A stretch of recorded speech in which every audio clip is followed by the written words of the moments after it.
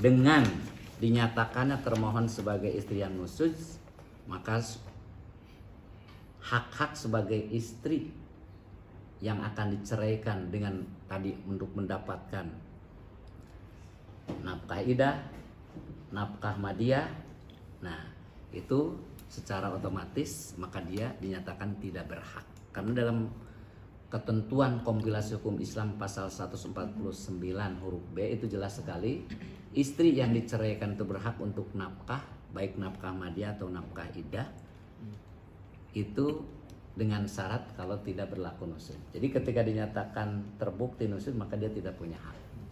Tetapi dalam pasal 149 huruf A-nya itu dinyatakan bahwa tetap dia punya hak untuk mendapatkan mut'ah. Oleh karena itu maka pengadilan atau dalam hal ini majelis hakim yang menjangkan hanya mengabulkan tentang mut'ah. Itu gambaran proses persidangan. Oleh karena itu maka putusan majelis hakim pada garis besarnya dengan gambaran seperti itu bisa diungkapkan antara lain ya, mengabulkan permohonan pemohon, kemudian memberi izin kepada pemohon untuk menjatuhkan talak satu roj'i terhadap termohon di depan sidang pengadilan agama Jakarta Selatan ini setelah putusan berkekuatan hukum tetap. Kemudian berkaitan dengan nafkah, berkaitan dengan hak asuh anak, majelis hakim menentukan bahwa karena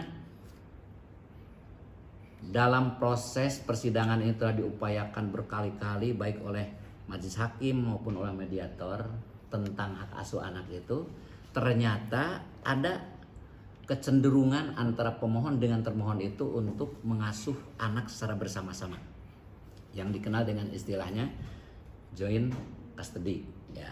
Jadi bersama-sama antara pemohon dan termohon.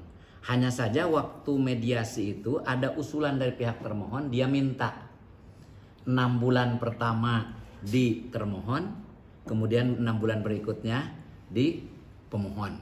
Nah, di dalam putusan majelis hakim ini hampir mirip, hanya saja tentang waktunya ya. Tentang waktunya majelis hakim menentukan tidak 6 bulan tetapi 2 minggu.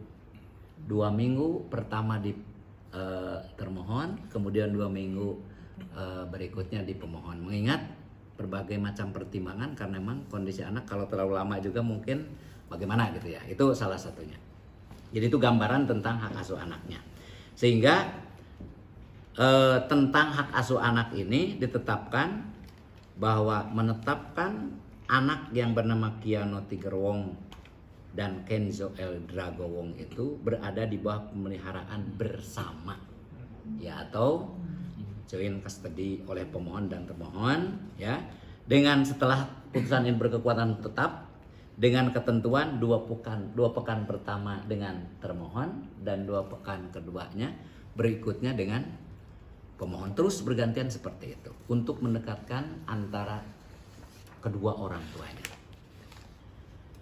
Kemudian kaitannya dengan gugatan balik ya, sebanyak tadi digambarkan, maka pihak termohon ditetapkan untuk mendapatkan atau memperoleh mut'ah atau memerintahkan kepada pemohon sebagai suami yang menceraikan istri itu memberikan mut'ah dengan berbagai macam pertimbangan yang mungkin tidak perlu diungkapkan di sini oleh majelis hakim. Maka ditetapkanlah mut'ah termohon selaku istri yang diceraikan oleh pemohon itu berupa uang sejumlah 1 miliar rupiah. Itu hasil dari putusan majelis hakim yang hari ini diupload ya, diupload secara ekot. Kalau tidak ada kendala secara jaringannya itu, para pihak pemohon dan termohon bisa menerimanya hari ini. Tetapi kalau sudah ada gangguan, pokoknya hari ini masuk, berarti lebih duluan media yang tahu gitu ya. Gitu ya. Ya bisa gitu, bisa terjadi. Ya. Barangkali itu ya, secara garis besarnya dari mulai pendaftaran perkara sampai hari ini putusan, dan itulah hasilnya. Baik, silakan seorang. Pak,